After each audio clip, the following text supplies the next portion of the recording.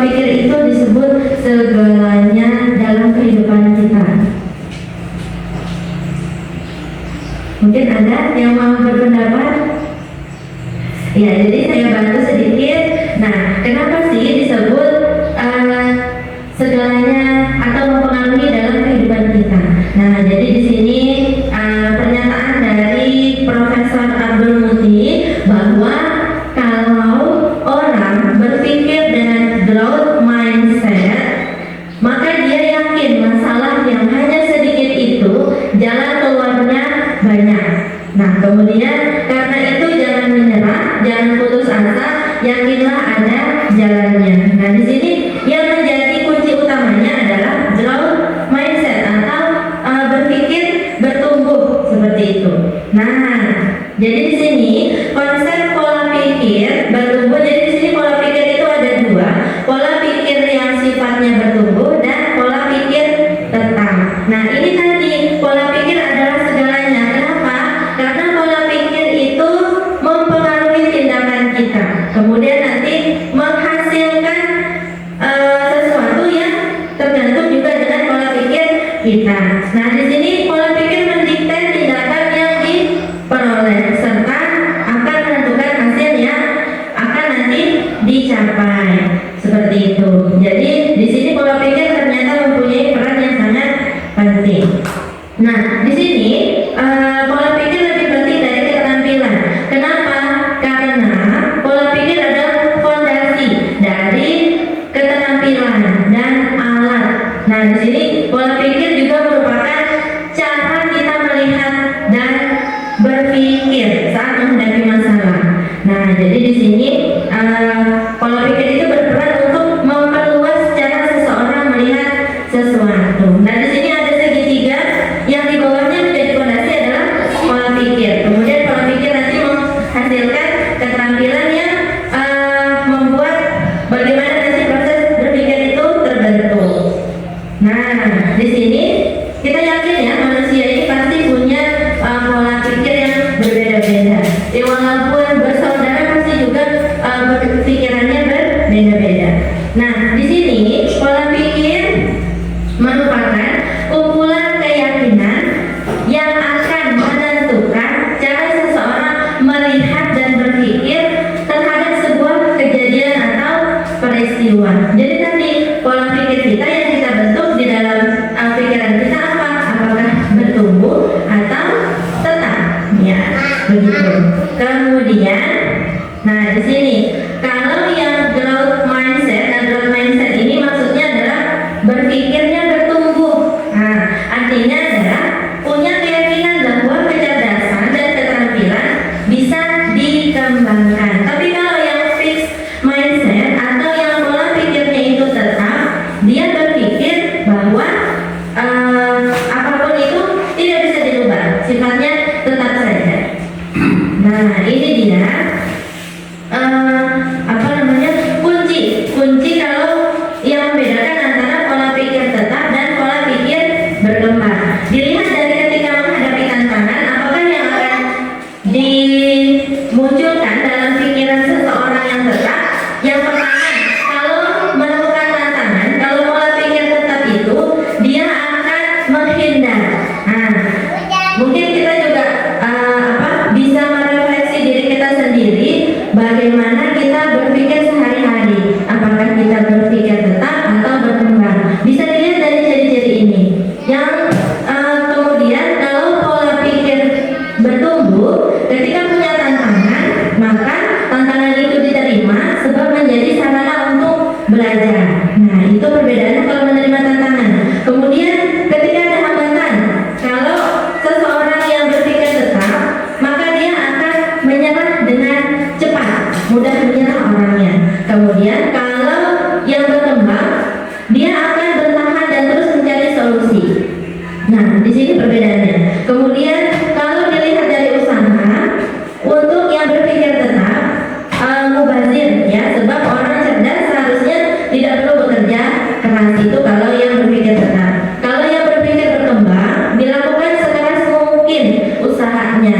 Nah, jadi mungkin ini adalah salah satu cara untuk sukses. Jadi orang yang berpikir berkembang Seperti itu cara berpikir terhadap usahanya. Kemudian terhadap kritik. Nah, kalau untuk seseorang yang berpikir tetap, ketika menerima kritikan, dia menilainya sebagai serangan untuk pribadi.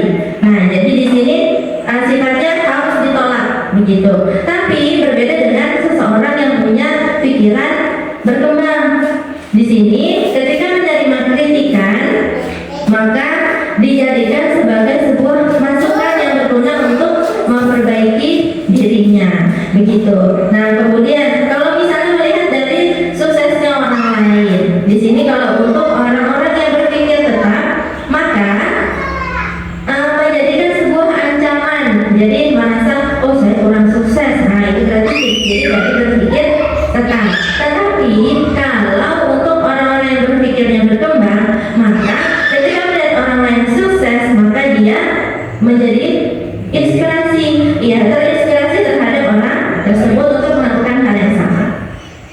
Baik. Nah, jadi ini ya tadi kuncinya ketika seseorang punya pola pikir berkembang, dia akan bersifat menerima, kemudian bertahan terhadap tantangan, kemudian mengambil segala peluang dan informasi, kemudian menjadikan seorang yang lain sebagai inspirasi. Tapi kalau untuk berpikir tetap, dia akan menghindari semua istilahnya informasi baru yang datang padanya. Kemudian mudah menyerah, bersifat mubazir, kemudian terhadap serangan dia menghindar juga dan takut terhadap ancaman seperti itu. Nah, di sini untuk dari pola pikir tetap ke pola pikir bertumbuh, jadi ada cara-caranya, ada triknya. Jadi yang pertama kita harus kenali dulu suara berpikir tetapnya dulu. Nah, di sini suara pola pikir tetap adalah suara-suara yang menimbulkan kekhawatiran dalam diri seseorang. Nah, pada saat menghadapi tantangan dan hambatan. Tapi kalau untuk suara pola pikir berkembang dan bertumbuh, suara-suara yang muncul itu memunculkan optimisme dalam kondisi yang tidak sesuai dengan harapan, lebih tepatnya suasana yang tidak sesuai dengan dirinya. Nah, di sini ada tabel. Nah, di sini tabelnya adalah kita belajar dulu mengenai kondisi yang sedang kita hadapi. Kalau misalnya kita sudah mulai merasa khawatir, cemas, berarti itu sudah ada rasa-rasa minder. Jadi berarti kita sedang mengalami pola pikir tetap. Nah, jadi kita harus merubah pola pikir kita menjadi, oh saya bisa melewati ini, seperti itu. Itu artinya kita belajar untuk mengembangkan pikiran kita menjadi bertumbuh. Berikutnya, nah di sini ini contohnya. Contohnya kalau pola pikir tetap, yang pertama, kalau saya gagal, berarti saya tidak mampu. Nah, kalau kita merasa sudah pernah merasa seperti ini, berarti kita termasuk dalam pola pikir yang tetap. Tapi kalau bertumbuh seperti ini, kalau saya gagal, berarti saya harus belajar lalu mencoba lagi. Ya, berikutnya ketika menerima tugas pada orang-orang yang berpikir tetap, maka dia akan menolak seperti itu. Yang belum pernah dikerjakan sebab resiko untuk gagal itu akan lebih besar. Tetapi berbeda dengan seseorang yang punya pola pikir bertumbuh, dia akan menerima pekerjaan baru yang belum pernah dia kerjakan karena fungsinya untuk mengembangkan potensi diri. Berikutnya adalah ketika melakukan kesalahan, dia menilai bahwa itu kelemahan dirinya sendiri. Nah, tapi kalau pada seseorang yang bertumbuh, maka dia menilai bahwa kesalahan merupakan proses belajar seperti itu. Jadi bisa meningkatkan potensi diri. Nah, kemudian kecerdasan dan kemampuan adalah segalanya dan akan menjadi faktor yang menentukan sukses tidaknya seseorang. Jadi dia hanya berdasarkan pada kecerdasan dan kemampuannya. Tapi kalau untuk yang bertumbuh pikirannya, maka belajar dan berusaha itu adalah faktor kunci yang akan menentukan sukses dan tidaknya seseorang. Nah, jadi sudahkah kita memiliki pola pikir bertumbuh? Nah, itu kita sendiri yang bisa menjawab. Nah, di sini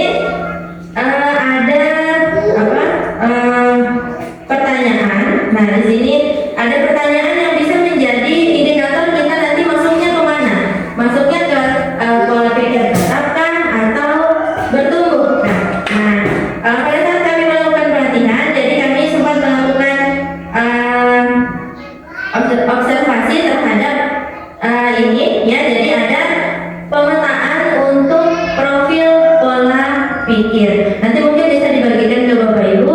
Jadi di sini saya sharing sedikit. Ini bisa kita isi, ya. Jadi bisa kita isikan di sini ketika ada pertanyaan yang nomor 1. Kemampuan Anda adalah sesuatu yang sangat mendasar dan tidak banyak dapat dirubah. Kira-kira Bapak Ibu pilihnya apa? Sangat setuju? Setuju atau tidak setuju? Atau sangat tidak setuju? Iya, tidak setuju. Karena kemampuan kita itu masih bisa kita ubah lagi selama kita mau berusaha. Nah, ini masih banyak beberapa pertanyaan sampai ada 20 soal. Nah, di sini nanti pada akhirnya jawaban sangat setuju, setuju, tidak setuju, dan tidak sangat tidak setuju itu punya poin tersendiri. Nah, jadi nanti di sini kelihatan di akhirnya itu kita sebenarnya punya pola pikir apa. Nah, di sini kami waktu itu merumuskan bahwa di kelompok kami, di sini sebagian besar termasuk kategori di sini G, ya. G itu maksudnya growth atau sudah bertumbuh begitu. Nah, ini bisa dijadikan sebagai bahan nanti kita belajar merefleksikan sebenarnya seperti apa sih kita ini, apakah sudah punya pola pikir yang bertumbuh atau tidak, seperti itu. Nah, sampai di sini Bapak Ibu ada yang mau ditanyakan? Ya, silakan Pak. Itu kan ini khusus ya, misalnya kan apakah ini bisa diterapkan untuk murid atau gurunya.